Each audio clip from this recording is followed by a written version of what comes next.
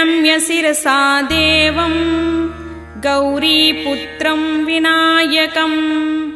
भक्तावासं स्मरे नित्यम् आयुष्कामार्थसिद्धये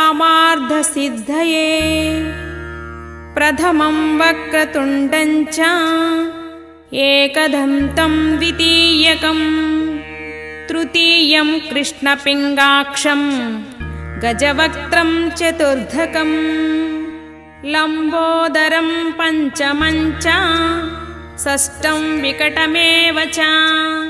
सप्तमं विघ्नराजं च धूम्रवर्णं तथाष्टकं नवमं बालचन्द्रं च दशमं तु विनायकम् एकादशं गणपतिं द्वादशं तु गजाननं द्वादशैतानि